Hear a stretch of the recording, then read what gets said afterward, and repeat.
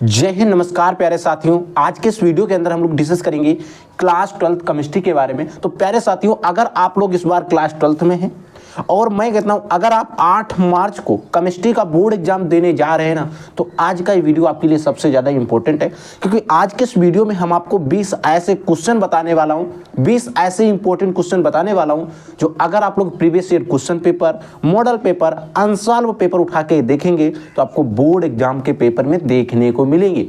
और साथ ही साथ आपको 8 मार्च का आप जब बोर्ड एग्जाम का पेपर दे रहे होंगे तो उस पेपर में डायरेक्टली यहां से क्वेश्चन पूछे जा सकते हैं। तो इन क्वेश्चंस को एक बार पढ़ लो, ध्यान से समझ लो, ताकि अगर यहां से कोई भी क्वेश्चन आपके पेपर में आता है, आपसे पूछा जाता है, आप उसे सॉल्व कर पाएंगे। जैसा कि मैंने आपसे कहा था कि फिजिक्स में मैंने एक लास्ट वीडियो अपलोड किया था 20 इंपॉर्टेंट क्वेश्चन का, 20 इंपॉर्टेंट क्वेश्चन उसमें भी बताए थे।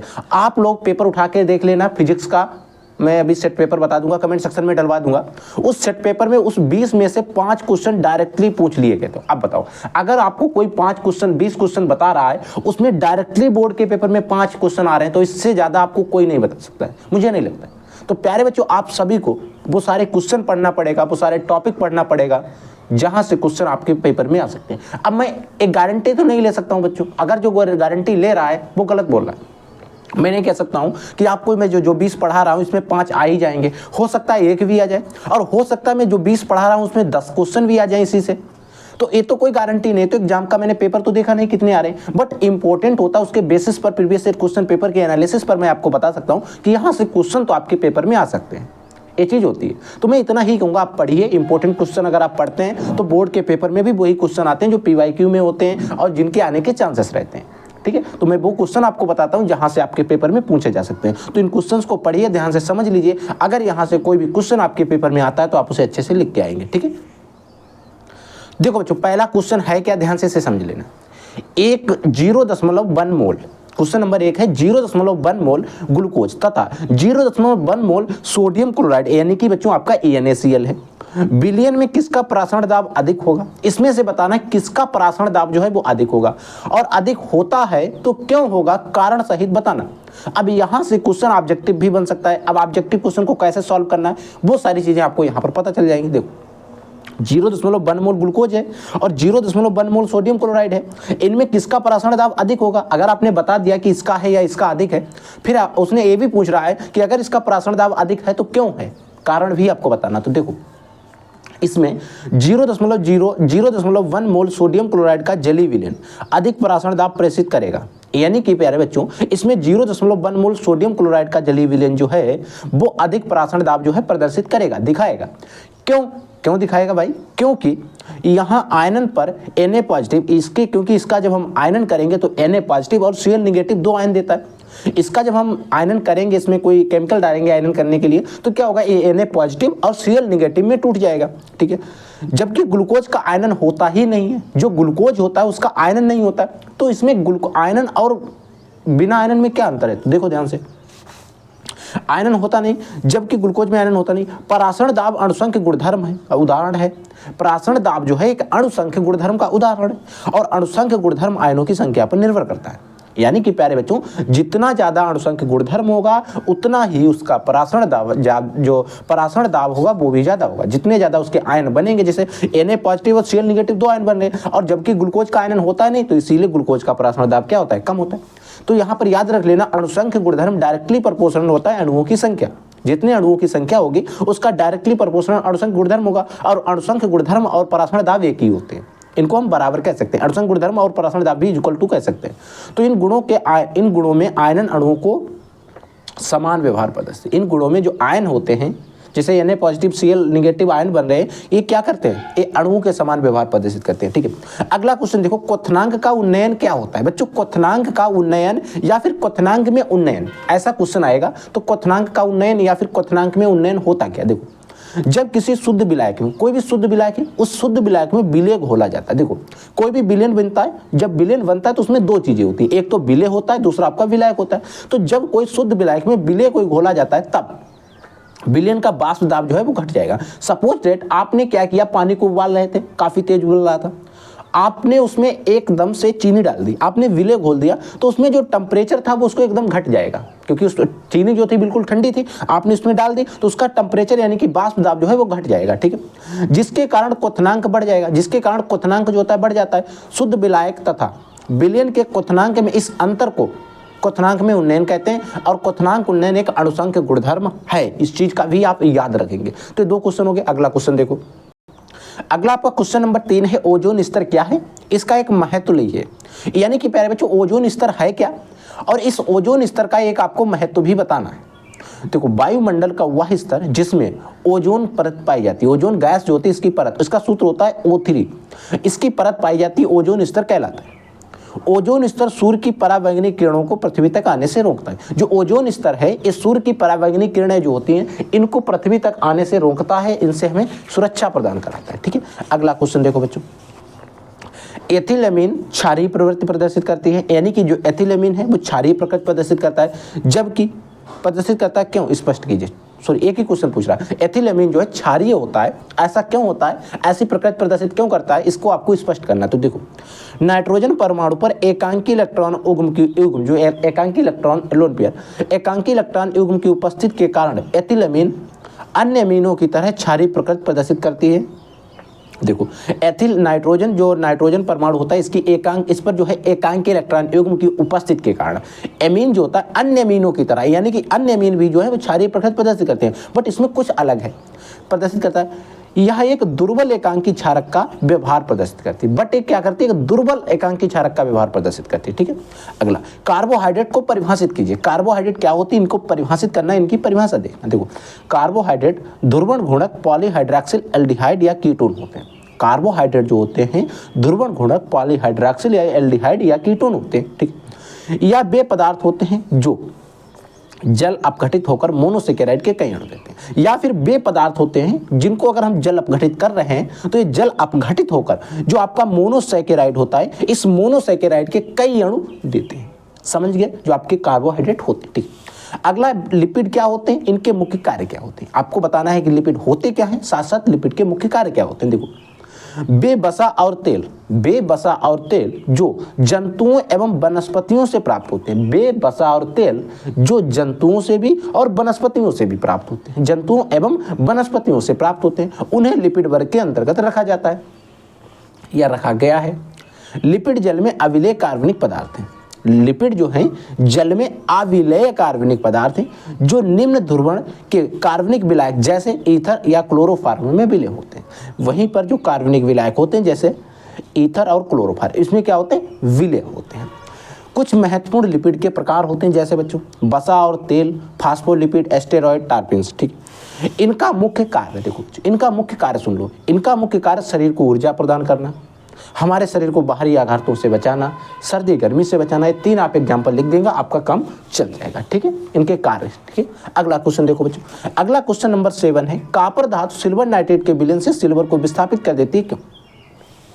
प्यारे बच्चों जो कॉपर धातु है, जो सिल्वर नाइट्रेट का कोई विलयन होता है उस सिल्वर नाइट्रेट के विलयन से सिल्वर को विस्थापित कर देती है, ऐसा क्यों होता है। तो देखो वैद्युत रासायनिक श्रेणी में कॉपर धातु का स्थान, विद्युत रासायनिक जो श्रेणी है जो धातुओं और अधातुओं को उनके बढ़ते हुए मानक इलेक्ट्रोड विभव के क्रम में व्यवस्थित करने से बनाई गई है, उस विद्युत रासायनिक श्रेणी में कॉपर धातु का स्थान सिल्वर धातु से ऊपर होता है। जो कॉपर धातु है इस कॉपर धातु का स्थान जो है वो सिल्वर धातु से ऊपर है, जिसके कारण कॉपर धातु सिल्वर नाइट्रेट के विलयन से सिल्वर को विस्थापित कर देती है। यही कारण है कि कॉपर धातु जो होती है सिल्वर नाइट्रेट के विलयन से सिल्वर को विस्थापित कर देती है। ये आप एग्जांपल भी याद रखेंगे, इसकी रिएक्शन भी है, ठीक है। अगला देखो हेनरी का नियम क्या है, इसके कुछ महत्वपूर्ण उपयोग बताइए। देखो बच्चों हेनरी का नियम क्या है, समझो ध्यान से। इस नियम के अनुसार, किस नियम के अनुसार, हेनरी के नियम के अनुसार स्थिर ताप पर किसी गैस की द्रव्य में विलेयता, स्थिर ताप अगर है तो स्थिर ताप पर किसी भी गैस की द्रव्य में विलेयता गैस के आंशिक दाब के समानुपाती होती है। गैस का जो आंशिक दाब होता है उस गैस के आंशिक दाब के समानुपाती होती है। यदि किसी गैस की द्रव्य में विलेयता S है, आंशिक दाब P है, तो हेनरी के नियम से S डायरेक्टली प्रोपोर्शनल P होगा, ठीक है। इसके महत्वपूर्ण उपयोग लिखिए प्यारे बच्चों। इसका महत्वपूर्ण उपयोग होता है सोडा वाटर में CO2 की विलेयता को बढ़ाने के लिए इसका उपयोग किया जाता है, लिख देना आप। कारण सहित स्पष्ट कीजिए कि He यानी कि हीलियम उत्कृष्ट गैसों में सबसे ज्यादा निष्क्रिय, यानी कि प्यारे बच्चों आपको कारण सहित बताना है कि He जो हीलियम गैस होती है वो उत्कृष्ट गैसों में सबसे ज्यादा निष्क्रिय होती है। ऐसा क्यों होता है? देखो बच्चों, हीलियम उत्कृष्ट गैसों में सबसे ज्यादा निष्क्रिय होती है क्योंकि इसमें कोषों की संख्या सबसे कम, और कोषों की संख्या कम होने के कारण यहाँ पर आकर्षण बल का मान अधिक होता है। देखो, कोषों की संख्या जितनी कम होगी आकर्षण बल उतना ही अधिक होता है। ठीक है, इस चीज को याद रखना है। और हीलियम में He4 होता है, 2He4 होता है, तो इसमें कोषों की संख्या कम होने के कारण यहाँ पर आकर्षण बल अधिक स्थायी, आकर्षण बल ज्यादा होता है, इसीलिए कम सबसे ज्यादा निष्क्रिय होती है, किसी के साथ में जल्दी रिएक्शन नहीं करती है। अगला क्वेश्चन देखो प्यारे बच्चों, अगला क्वेश्चन है मोलरता तथा मोल अंश पर टिप्पणी कीजिए। यानी कि मोलरता और मोल अंश पर टिप्पणी कीजिए, ये आपका बिलियन वाला जो चैप्टर है वहां से टॉपिक है, इनसे रिलेटेड बोर्ड के पेपर में आपसे पूछा जाता है। देखो, सबसे पहले आपको मोलरता की परिभाषा लिखनी है। 1 लीटर बिलियन में घुले हुए विलेय के मोलों की संख्या को उस बिलियन की मोलरता कहते हैं।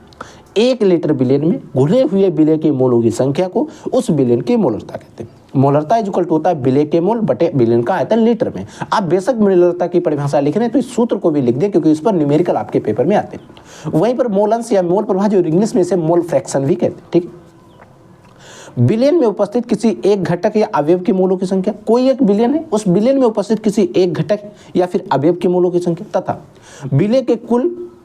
विलेय एवं विलायक के कुल मोलों की संख्या, तथा विलेय एवं विलायक के कुल मोलों की संख्या। और विलेय और विलायक ना कहें तो हम सीधे यहाँ पर कह सकते हैं बिलियन के कुल मोलों की संख्या के अनुपात को उस अवयव का मोल अंश या मोल प्रभाज कहते हैं। इसे बच्चों x से प्रदर्शित करते हैं। विलेय के अगर मोल निकालना तो x इक्वल टू होता है Na/Na प्लस NB, और अगर विलायक के निकालना तो XB इक्वल टू हो जाएगा, XB ऊपर रहेगा, NB ऊपर रहेगा, NB प्लस नीचे रहेगा। ठीक, परासरण दाब क्या होता है प्यारे बच्चों?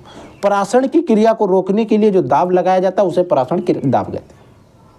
परासरण की क्रिया को रोकने के लिए जो दाब लगाया जाता है उस दाब को ही हम परासरण दाब कहते हैं। समझ गए इस चीज को? ठीक है, अगला क्वेश्चन देखो।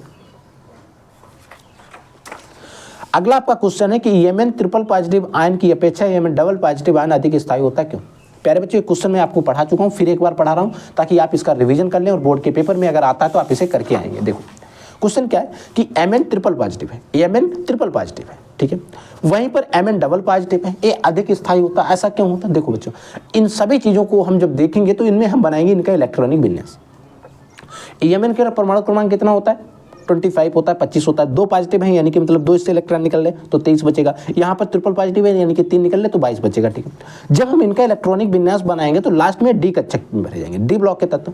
अब देखो, डी ब्लॉक में लगभग 10 इलेक्ट्रॉन रह सकते हैं, तो यहाँ पर 5 है। ठीक है, Mn डबल पॉजिटिव में 5 है और Mn ट्रिपल पॉजिटिव में 4 है, यानी कि ये तो आधा है, 10 का आधा होता है, या पूर्ण भरा या अर्धपूरित इलेक्ट्रॉन। ठीक है, इलेक्ट्रॉनिक विन्यास बनाने पर ज्ञात हुआ है, जब हमने इलेक्ट्रॉनिक विन्यास इनके बना है तो ज्ञात हुआ है कि Mn डबल पॉजिटिव अर्धपूरित इलेक्ट्रॉनों की उपस्थिति, Mn डबल पॉजिटिव जो है इसमें अर्धपूरित इलेक्ट्रॉन की उपस्थिति। हाँ, क्योंकि इसमें पूर्ण भरा तो नहीं बट अर्धपूरित है, ये भी एक अच्छा माइलस्टोन रखता है।